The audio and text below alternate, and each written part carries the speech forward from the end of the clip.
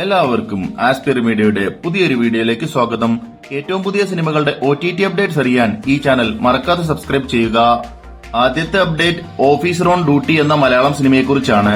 Kunchacko Boban police വേഷത്തിൽ തകർത്തഭിനയിച്ച crime thriller മൂവിയാണ് officer on duty. തിയേറ്ററുകളിൽ നിന്നും നല്ലൊരു അഭിപ്രായം നേടിയെടുത്ത ഈ ഒരു ചിത്രം മാർച്ച് 20-ന് നെറ്റ്ഫ്ലിക്സ് വഴി OTT റിലീസ് ചെയ്യുന്നതാണ്. അടുത്ത അപ്ഡേറ്റ് ഡൊമിനിക് എന്ന മലയാളം സിനിമയെക്കുറിച്ചാണ്. മമ്മൂട്ടിയും ഗോകുൽകൃഷ്ണയും പ്രധാന കഥാപാത്രങ്ങളായി എത്തിയ കോമഡി ത്രില്ലർ മൂവിയാണ് ഡൊമിനിക്. തിയേറ്ററുകളിൽ നിന്നും ആവറേജ് വിജയം നേടിയെടുത്ത ഈ ഒരു ചിത്രം മാർച്ച് 14-ന് ആമസോൺ പ്രൈം വഴി OTT റിലീസ് ചെയ്യുന്നതാണ്. അടുത്ത അപ്ഡേറ്റ് ത്രയം എന്ന മലയാളം സിനിമയെക്കുറിച്ചാണ്. ധ്യാൻ ശ്രീനിവാസനും സണ്ണി വെയിനും പ്രധാന റോളുകളിലെത്തിയ ത്രില്ലർ മൂവിയാണ് ത്രയം. തിയേറ്ററുകളിൽ നിന്നും ആവറേജ് അഭിപ്രായം മാത്രം നേടിയെടുത്ത ഈ ഒരു ചിത്രം ഇപ്പോൾ ആമസോൺ പ്രൈമിലൂടെ സ്ട്രീമിംഗ് ആരംഭിച്ചിരിക്കുകയാണ്. അടുത്ത update the wheel of time എന്ന ഇംഗ്ലീഷ് സീരീസിന്റെ 3ാമത്തെ സീസണെ കുറിച്ചാണ്.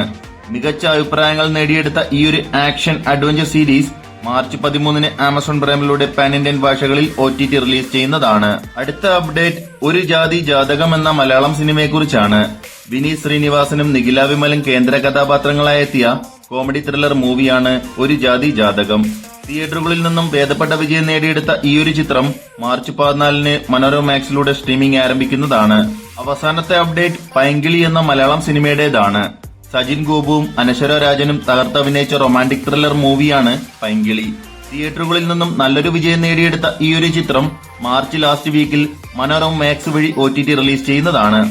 അപ്പോൾ ഇതുപോലത്തെ OTT അപ്ഡേറ്റ്സിനും സിനിമാ വാർത്തകൾക്കുമായി ഈ ചാനൽ മറക്കാതെ സബ്സ്ക്രൈബ് ചെയ്യുക.